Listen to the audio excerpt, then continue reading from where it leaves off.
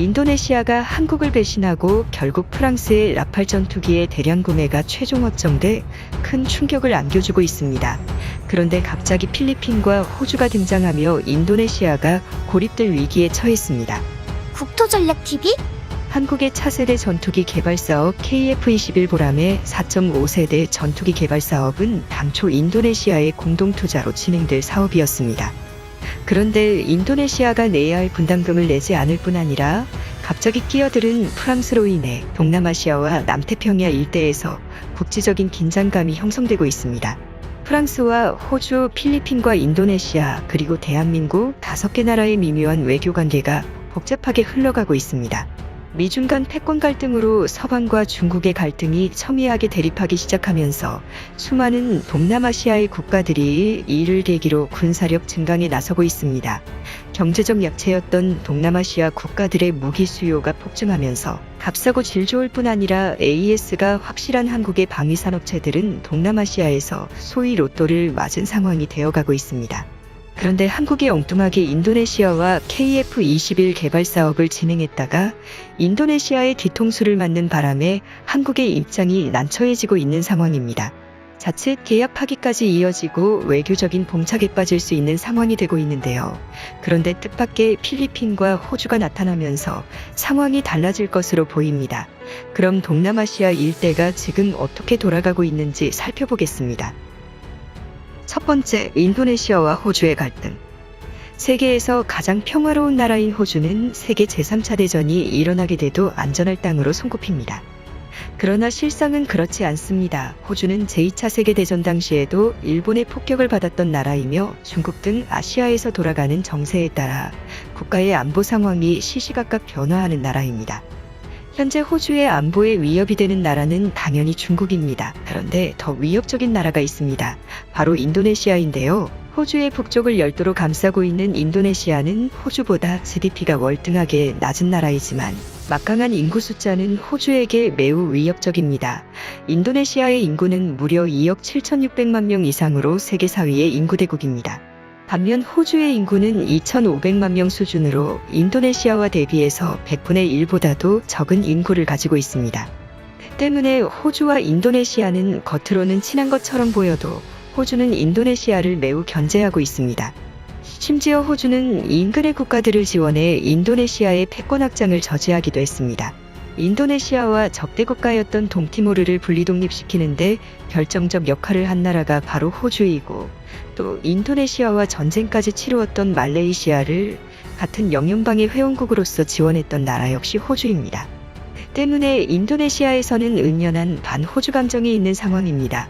특히 2002년에는 인도네시아와 갈등을 겪던 동티모르가 호주의 막강한 지원하에 독립에 성공하면서 인도네시아에서 반호주 감정이 극에 달하게 됐고, 2002년에는 인도네시아에서 호주인을 대상으로 한 발리폭탄 테러 사건이 터지면서 인도네시아와 호주가 전쟁의 위기까지 직면하게 됐습니다.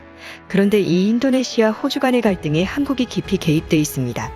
바로 한국은 인도네시아와 갈등을 겪던 동티모르에 1999년 군대를 파견한 나라였기 때문입니다. 당시 호주와 인도네시아 간의 갈등은 전쟁의 위기까지 번질 수 있었기 때문에 세계 각 국가에서는 호주와 친한 미국이나 영국이 아닌 제3국에 중재할 수 있는 국가가 필요했습니다.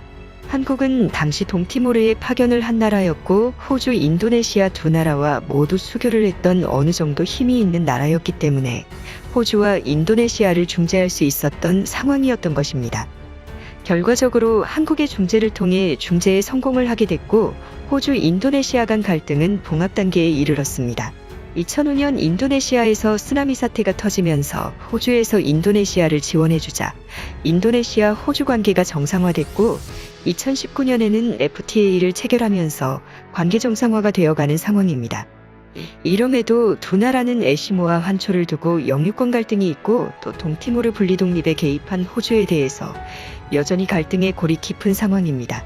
하지만 이러한 미묘한 갈등은 현재 대중국 패권 전략의 대명분하에 두 나라는 서로 화해하고 단결해야 하는 처지인데요. 그런데 또 프랑스 때문에 상황이 복잡해지고 있습니다. 두 번째, 프랑스와 호주의 갈등과 프랑스의 개입. 미국과 영국, 호주 세 나라는 중국을 견제하기 위한 핵잠수함 안보동맹체인 오커스 출범을 선언했습니다. 프랑스는 이 오커스 동맹체 출범을 두고 맹렬하게 비난했습니다. 프랑스는 켈트족과 라틴족이 결합한 민족이지만 오커스 그룹은 명백히 앵글로색슨족 국가들로서 민족 간 대결을 추구하는 것이냐며 아주 원색적으로 비판했을 정도입니다. 그런데 호주는 이미 프랑스와 핵잠수함보다 몇 단계 떨어지는 디젤 잠수함 수십조 원어치를 주문을 맡겨놓은 상황이었는데 오커스 동맹이 출범하면서 호주가 프랑스와의 계약을 완전히 빠그러뜨려 놓아버린 것입니다. 이에 프랑스는 아주 크게 분노를 했습니다. 그런데 프랑스가 작정하고 호주와 긴장 관계에 있는 인도네시아에 막대한 양의 라팔 전투기를 싼 값에 계약을 시도하면서 호주가 다소 당혹해하고 있습니다.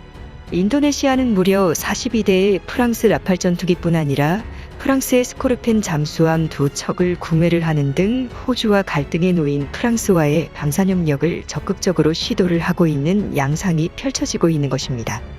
결과적으로 한국은 인도네시아와 KF-21 개발 사업을 추진해 인도네시아의 공군기 대부분을 한국산으로 만들려 하였으나 프랑스가 끼어드는 바람에 한국 인도네시아 간 협력이 와해되는 모양새가 만들어지고 있습니다. 인도네시아는 인구 2억이 넘고 국토가 여러 개의 섬으로 돼 있어서 공군기의 수요가 아주 많은 나라입니다. 때문에 인도네시아 공군기 시장을 한국이 독점하게 되면 비교적 공군기 생산 수요가 적은 한국 내에서의 수요뿐 아니라 지속적인 항공기의 생산이 가능하고 실전 사용 성능 데이터를 쌓을 수 있어 한국 방위 산업 증진과 기술 독립에 매우 효과적인 상황이 되는 것입니다. 그런데 갑자기 또 등장한 나라는 다름 아닌 필리핀입니다. 세 번째, 필리핀의 성장 전망과 인도네시아의 쇠락 전망. 1988년 필리핀 인구는 5천만 명에 불과했지만 지금은 인구가 무려 1억이 넘는 나라로 성장했습니다. 이러한 필리핀은 인도네시아를 대체할 한국의 협력 국가가 되고 있습니다. 필리핀이 구매를 하고 있는 물량이 장난이 아니기 때문인데요. 두테르테 대통령 취임 이후 한국산 전투기에 대한 수입에 부정적이었던 두테르테 대통령은 필리핀 반군토벌 작전에 한국에서 수입한 FA-50 전투기가 필리핀 민다나오 섬에서 효과적으로 실전에 사용되는 것을 목격하고 결국 앞으로 구매할 공군기는 한국산으로 구매할 것으로 마음을 정한 것인데요. 필리핀은 인도네시아와 달리 전투기 구매 대금을 즉각 현찰로 지불해서 대부분의 전투기 수요를 한국산으로 대체하고 있는 상황입니다. 필리핀 역시 많은 국토가 인도네시아처럼 여러 개의 섬들이 띄엄띄엄 있는 나라일 뿐 아니라 중국과 해상 국경을 맞대고 있는 특성상 공군기의 확충이 인도네시아보다 더 필요한 상황입니다. 특히 두테르테 대통령은 남중국해에서 중국의 어업선을 폭파시키는데 한국산 FA-50 전투기를 더 추가 구매하여 사용하자고 발언을 하면서 큰 충격에 휩싸였습니다. 자칫 필리핀으로의 무기 수출이 한순간의 외교 갈등으로 이어질 수 있었던 겁니다. 놀랍게도 필리핀은 인도네시아와 다르게 호주와 미국 그리고 한국과도 관계가 매우 좋습니다. 심지어 이 네 나라는 혈맹 관계입니다. 바로 한국전쟁 때 공산진영, 특히 중국 공산당을 향해 싸웠던 혈맹지간이기 때문에 인도네시아와는 다르게 필리핀은 호주와 사이가 아주 좋습니다. 호주는 미국, 영국과는 사실상의 한 나라와 같은 동맹을 결성하고 있습니다. 이 나라들은 파이브 아이즈로 불리는 최고 군사기밀을 공유하는 사이입니다. 그만큼 경제적 분야에 있어서도 호주는 미국, 영국 등의 강대국들과 협력을 하여 2,500만 명의 작은 인구 규모의 나라임에도 무시할 수 없는 나라입니다. 이러한 호주와 갈등 상황이 만들어지고 있는 인도네시아가 파이브 아이즈 동맹과 다소 갈등에 놓여 있는 프랑스와 협력을 해 무기를 수입하려 하는 것은 결과적으로 인도네시아의 미래 경제가 불투명할 수밖에 없다는 분석이 나옵니다. 현재 중국 제조업 생산을 중국이 아닌 다른 개발도상국으로 다변화하려는 세계적인 흐름 속에서 가장 큰 혜택을 받는 나라들은 다름 아닌 동남아시아 국가들이 될 것으로 전망되고 있습니다. 하지만 최근 인도네시아의 다소 엉뚱한 행보는 영미권의 선진국을 비롯한 한국에게 있어서 인도네시아 대신 필리핀을 경제적 파트너십 국가로 선택하려는 기류가 형성되고 있습니다. 인도네시아와 필리핀의 운명이 갈릴 수 있는 상황입니다. 그 대신 필리핀이 인도네시아를 대체하는 강력한 동남아시아의 또 다른 패권 국가로 성장하게 될 수 있을 가능성이 높습니다. 이러한 이유는 필리핀이 군사적 경제적으로 성장을 한다고 하더라도 호주와 같은 나라들과 국경을 접하지 않아서 피해를 줄 일은 없을 것이고 오히려 중국 견제에 매우 큰 도움이 되기 때문입니다. 네 번째, 한국, 필리핀, 호주 군사동맹 결성. 인도네시아를 제외한 한국, 필리핀, 호주 세 나라는 한국의 방산물자를 많이 수입하는 나라가 되고 있습니다. 호주는 한국산 명품 자주포인 K9을 수조 원어치 주문한 상태이며 호주의 차세대 장갑차도 한화 레드백이 독일 링스 KF41과 경합 중입니다. 필리핀 역시 자국 공군기의 대다수를 한국산 경공격기로 대거 교체하고 더 수입을 할 예정입니다. 그뿐 아니라 필리핀 국방부에서는 한국 대우조선을 향해 극비리에 방문하여 잠수함 구입을 타진하고 있고 프랑스와 협력을 하는 인도네시아와는 다르게 필리핀은 미국, 호주와 군사교류를 늘리고 프랑스가 아닌 한국과만 협력하고 있습니다. 필리핀은 인도네시아와 다르게 대금 연체가 거의 없고 즉각 구매와 대금 결제를 하는 시원시원한 나라입니다. 때문에 이러한 일들을 계기로 한국, 필리핀, 호주 간의 군사교류가 더욱 확대될 것으로 전망됩니다. 현재 인도네시아는 프랑스 라팔 전투기를 구매를 했지만 프랑스는 AES 서비스가 악명 높기로 유명합니다.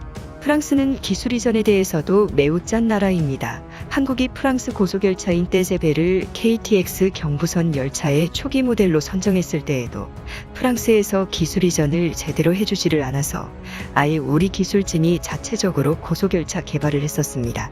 인도네시아도 이와 같은 위기에 봉착할 가능성이 높다는 분석이 나옵니다. 수조 원어치의 프랑스산 전투기와 잠수함을 구매했음에도 제대로 된 AES를 받지 못할 가능성이 높다는 것입니다. 현재 인도네시아는 세계적인 대중국 견제 전략의 파트너십 국가로서 동남아시아의 주요 국가입니다.